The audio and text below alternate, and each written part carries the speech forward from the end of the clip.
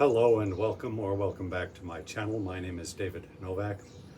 I just watched a video by Jess Craven, a TikToker from Los Angeles, posting about what's going on there. The ICE abductions, I guess you would say. I'll put a link to it in the description box. It's of course very disturbing, but it is not unique. This sort of thing has been going on. The process of tearing apart families has, of course, been stepped up at the direction of our President Donald Trump and his anti-immigrant prime mover, Stephen, what's-his-face, Miller. And I find myself constantly in a position of feeling like I don't know what to do. What can I do? So after the No Kings protests, I decided to join up with a local Indivisible chapter. Indivisible is a grassroots organization, I think first started after the first presidency of Donald Trump began. And I am very well aware that actions mean a lot more than words, and I have devoted myself to words. I recently spent a lot of time putting together this book against fascism. I was posting poems on my channel. Free speech is itself an action sometimes, but I am old enough and I guess wise enough to understand that what the poet W.H. Auden said is very true. Poetry makes nothing happen. So in the year 2003, I was just running myself ragged, trying to prevent the Bush administration's, or the Bush-Cheney administration's invasion of Iraq, which nowadays you will hear referred to as the greatest foreign policy mistake in recent times. It's a commonplace to say that now. At the time, it was not, of course. There was little resistance to it, and people were not saying much. And so I wrote a play about it, which I tried to get produced in advance of the invasion. I actually was recently going to try, since I've mentioned it often enough, put it out. I was going to try to put it out in a book form, since I have not yet canceled my Microsoft Word subscription, but I only have it in a rich text file format that I emailed to myself, and just the work of making that text ready to be uploaded would it's just beyond me. Certain things just have to be fiddled with to an extreme, and I just don't have it in me to do. It doesn't matter anyhow, but all of those efforts make me understand that these literary efforts, if they have any purpose, it lies more with posterity. So posterity will be able to look back and see what was going on. Now, I don't feel absolute hopelessness for the state of my country these days. I mean, the No Kings protest was successful beyond belief, I guess, or beyond imagination. The resistance against Donald Trump is growing.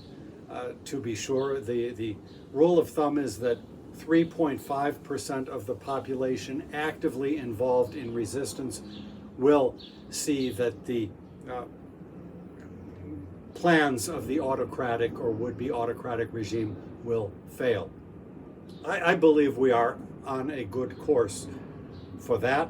I think it was something like 2% of the population came out. So there's more building work that needs to be done in the resistance movement with, say, joining groups like Indivisible.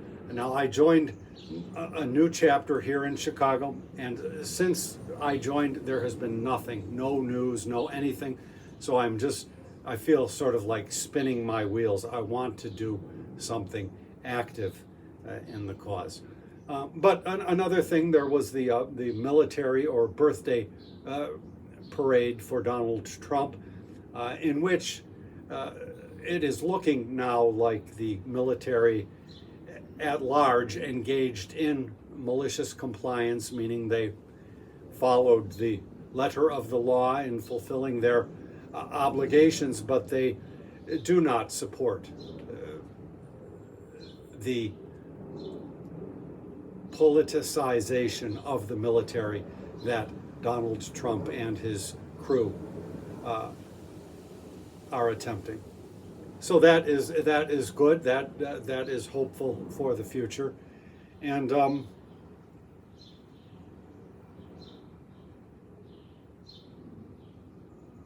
I forget what the third one was that is also very good. People have been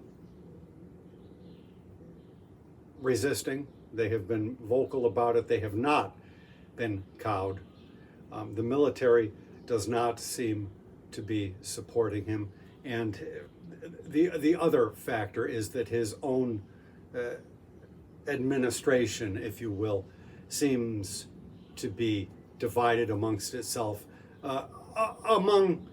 amongst themselves recently over whether or not Trump wants to attack Iran, or but even before the divide between Trump and Elon Musk. So not all is well with our would-be overlords in Washington. So I think signs pointing toward the future are hopeful, and I wish to participate actively, but am finding at this point little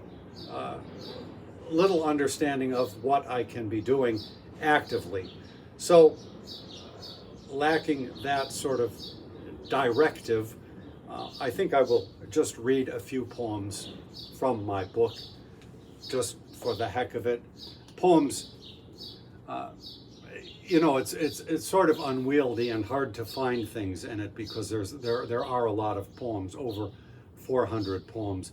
But I wanted to find things that dealt with ICE a little bit. So I picked out a couple that did. This one is called The Masked Abductors.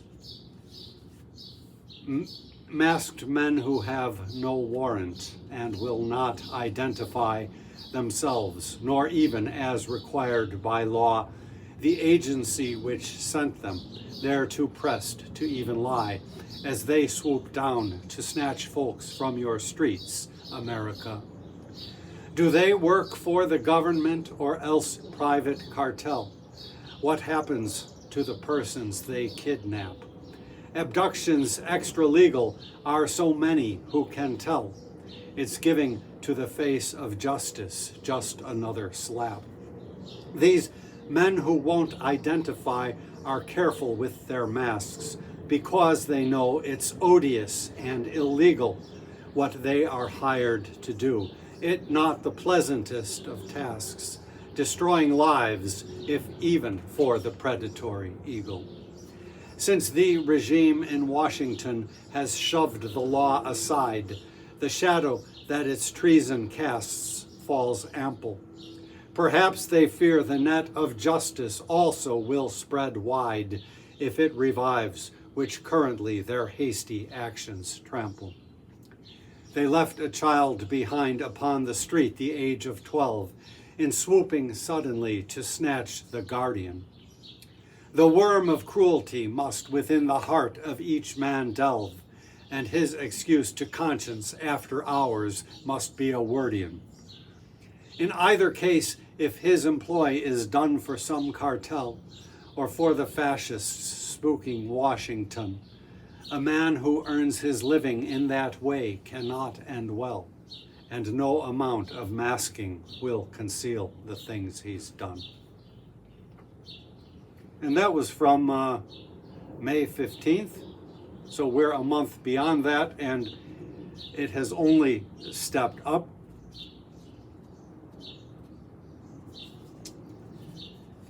I don't know if I will live so long as to see the devastations quantified, I mean numerically, some kind of accounting taken. This one is titled The Iceman Cameth.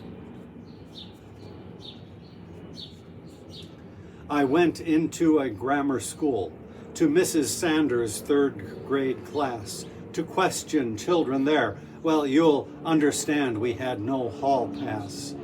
Our aim was just to have a chat, our men with all their weaponry. Or so the subterfuge went that we spouted to authority. We lied and said these children who had crossed the border without parents, said each one's guardian whom we knew had been apprised and gave us clearance, a falsification utterly. The plan is soon we will be snatching babes from protective arms, you see, despite how many people watching. Alas, those children should be gone, physically dragged, their eyes a-bawling, out of their so-called safety zone, despite the names which they are calling. I work for ICE, and that's the plan. The school refused us entry, but you see I am what kind of man. All doors can't always be kept shut. And so laws have been opened up to permit extractions more from schools. People are being extracted from their workplace largely, but also from churches. Not the quote-unquote criminals that Donald Trump on the campaign trail would promise vociferously, but anybody with a lick of sense and who had lived through his previous administration knew that that was all balderdash. So, a number of these poems deal with Seacott prison. I don't think this one explicitly does.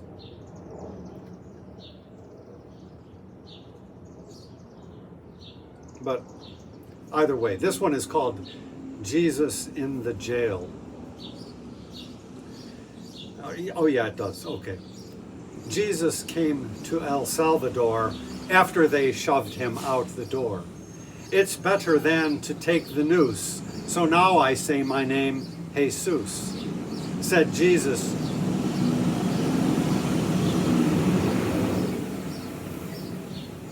For the world to hear. I'm well accommodated here. These are my people, poor, downtrodden, not like the MAGA sots, wealth sodden.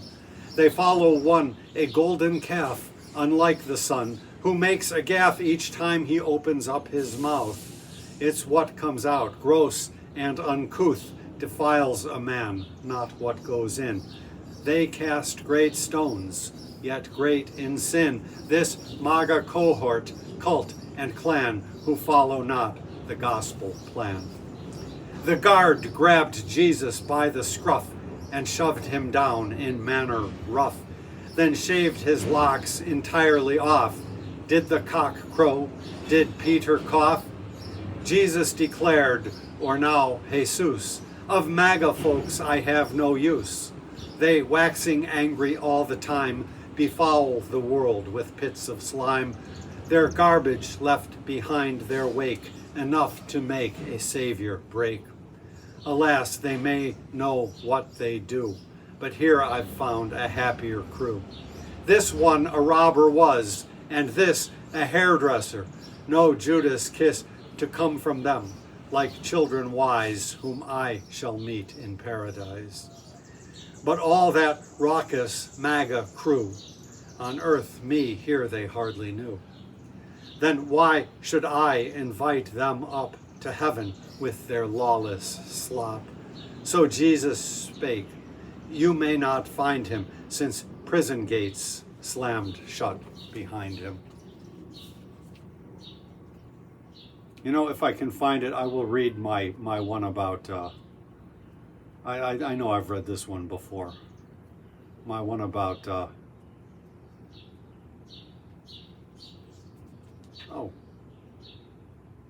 Oh, here's another one. I'll change that. I will read I think I've read this one before too. The Ice Man, since it pertains to ice. I was looking for it before and couldn't find it. Something of a Kipling-esque take on what it means to work for ice. I get up in the morning and perhaps have some cornflakes, then get my gear and pray to God that I have what it takes to do it conscientiously, this job that I get paid for, though I would never have predicted it's what I was made for. I have to don a mask because our faces need concealing, as on the street it's other person's liberty we're stealing. We sneak behind a girl, or as we're supposed to say, young woman, while she is minding her own stuff, as you may be assuming. This one's a student. It may be she'll have a test tomorrow, but she will never see it, though she beg or cheat or borrow. She's learning bitter lessons in the grander school of life, that there are guys like me alive, although I have a wife, who don't care if her future is the thing we have destroyed. ICE agent justice gets you. It's not easy to avoid a permanent exile from every person that you've known, nor they will know about you or wherever you have gone. What happens when we've disappeared you is not our concern, and loss of our due process rights may come for us in turn. But right now we are needed and the paycheck's mighty fine, and it's not ours to worry about what happens down the line. They'll never see their girl again, but what is that to me? She was a foreigner inside the country of the free. Or maybe she was born here, but how would we ever know? Our business isn't whence she came, nor where she has to go. So that's enough about that. I'm just sort of, as I say, meandering without any clear direction, crossing my fingers that the Indivisible group sends out some kind of an email and I get some kind of sense what I can be doing. I don't have an ear to the ground as far as how deportations and the like are going in Chicago. We don't know who these persons are that are doing the abducting. We don't know what is happening with these people. When somebody has been fulfilling their legal obligations towards pursuing an asylum claim, showing up at their meetings, when these people are targeted, we suspect pretty well that it is the administration, the arm of ICE perhaps behind it, but in other cases, and in some cases it's been shown that it was just a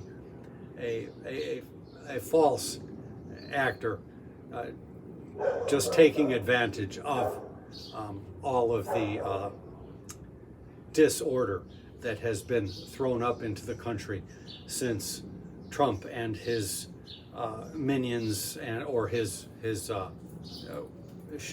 handlers, I guess, since they have started foisting these policies upon us.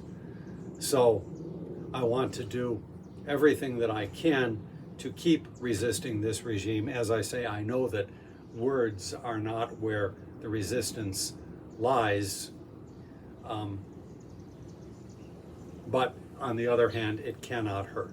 So thank you for stopping by to listen, and you may perhaps count on more from me.